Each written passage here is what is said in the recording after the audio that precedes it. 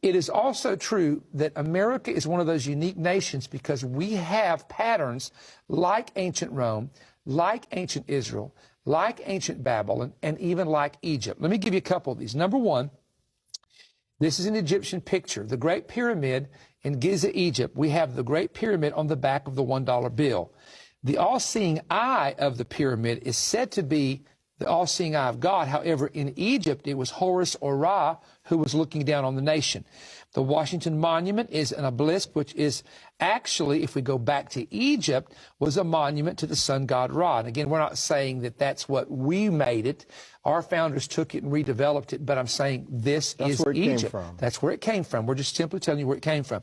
The Egyptian leader was called a young lion among the nations. Egypt had a 5-pointed star that represents the 5 forces of nature, and our flag has 5-pointed stars on our flag.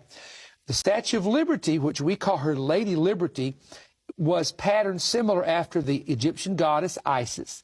The phoenix bird, which never dies but reemerges and redevelops itself, was actually the first bird representing America, and it was later changed to the eagle being, of course, an emblem of ancient Rome.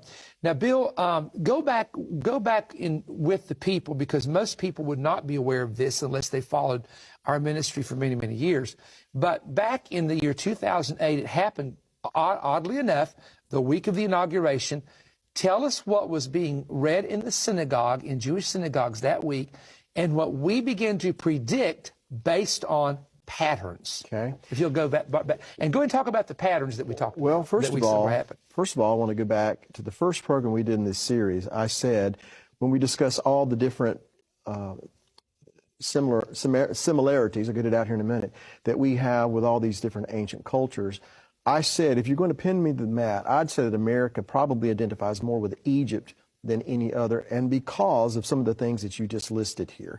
You know, the obelisk, the Washington Monument, that has direct links back to Egypt, and so on and so on. So that being said, when we saw the election results in 2008, of course the inauguration came in January of 2009, I had already seen, and we had discussed, that the Torah portions, the way they were lining up, was interesting in this context. The Torah being the 5 books of Moses that are read every week in the synagogue. Right, they're divided up into different portions. Yes. Right. So when we get into January 2009, specifically on the day of the inauguration, or that week, the Torah portion is called Shemot, which is, we would say, Exodus, and it's the beginning of the story of the Exodus.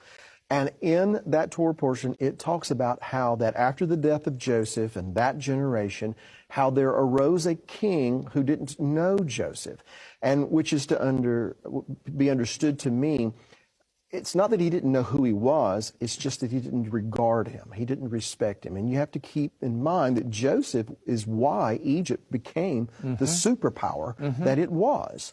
So he didn't respect or regard that which made Egypt great, but actually began to see God's people in Egypt as a threat. They're more and mightier than we are. And so he goes to his counselors, and he says, we need to devise a very wise plan how to keep these people down. Well, the first thing, once again, is the inauguration in January 2009 coincided with the Torah portion, which included this new king who arose, who didn't know Joseph, who identified God's people as the enemy, and who began, along with those in his government, for lack of a better word, began to implement policies that were designed to keep God's people subjected and in the land to be, more or less, to use modern vernacular, their tax base. And the Lord shall bring thee into Egypt again with ships, by the way whereof I spake unto thee. Thou shalt see it no more again. And there ye shall be sold unto your enemies for bondmen and bondwomen, and no man shall buy you. And the Lord shall bring thee into Egypt again with ships, by the way whereof I spake unto thee. Thou shalt see it no more again.